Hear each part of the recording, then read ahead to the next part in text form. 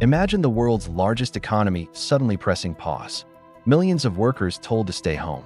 This isn't a movie scene. It's happening right now. The United States government has officially shut down.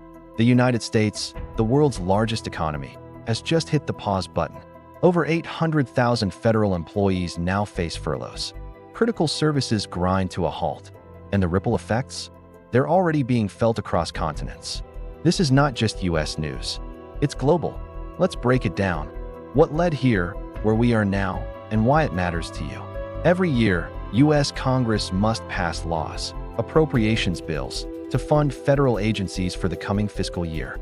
If those bills aren't passed or a temporary extension isn't approved, funding lapses. That triggers a shutdown. Only essential services continue, while many others stop or slow. In this 2025 case, the shutdown started October 1st at 12:01 a.m. Eastern Daylight Time after Congress failed to approve appropriations for 2026 financial year. The causes are rooted in deep partisan divisions over how much to spend, which programs to cut or expand, and disputes over healthcare subsidies, foreign aid, and the scale of government. According to Financial Times, Democrats insisted that any funding bill must include protections for Affordable Care Act tax credits, healthcare subsidies set to expire. Republicans saw that as unrelated to the appropriations process and refused to tie them together. Reuters also reported that the current administration froze $26 billion in funds for Democratic-leaning states, transit, green energy, etc., as part of the shutdown strategy. Around 800,000 federal workers have been furloughed, while others continue working without immediate pay. Some mandatory services, such as Social Security, Medicare, the military, air traffic control, and some border security operations remain functioning in limited capacity. While many others are disrupted, public health and research agencies have reduced operations or paused some work. Programs for women, infants, and children are vulnerable to funding gaps. Air travel may face delays. Critical aircraft inspections, maintenance, and FAA oversight could slow down.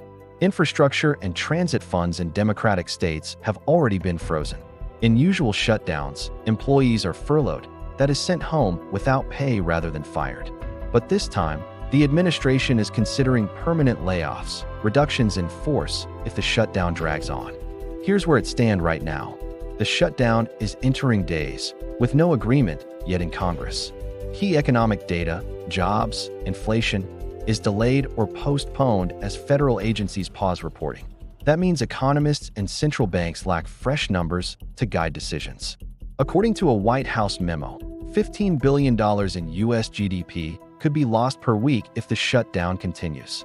Another estimate by EY Parthenon says $7 billion per week loss, including knock-on effects. The European agency Scope warned that the shutdown further dents the U.S. credit rating because it underscores political instability. President Trump has threatened potential firings and cuts if the shutdown continues.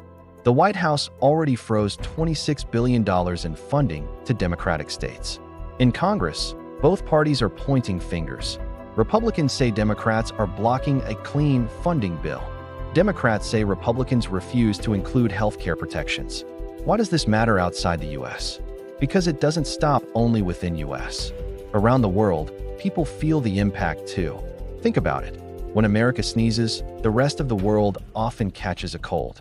If you're applying for a U.S. visa or passport, expect delays. Global investors worry because America's economy sets the pace for everyone else. Even foreign aid programs and military partnerships may face disruptions. This is not the first U.S. shutdown, but it's happening at a sensitive moment. The global economy is already slowing and oil prices are volatile. Investors hate uncertainty, and a shutdown sends the message that Washington is stuck in political gridlock. A shutdown can lower confidence in the U.S. dollar, shake global stock markets, and disrupt trade deals. Shutdowns have increasingly become a political tool, a showdown rather than a policy process. Some see this as brinkmanship, forcing leverage by pulling funds until the other side caves. A shutdown may give leverage, but at what cost? Is it really worth derailing lives and trust for a bargaining chip? Others believe they expose deeper problems in how the U.S. handles its budget. Whatever our views, the world is watching closely because the consequences reach far beyond Washington.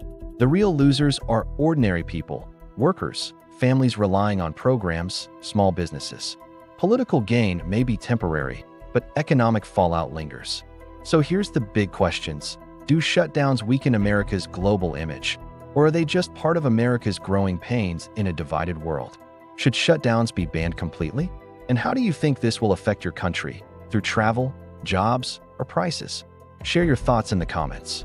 Don't forget to like this video, subscribe for more global news breakdowns, and hit the bell so you don't miss the next big story.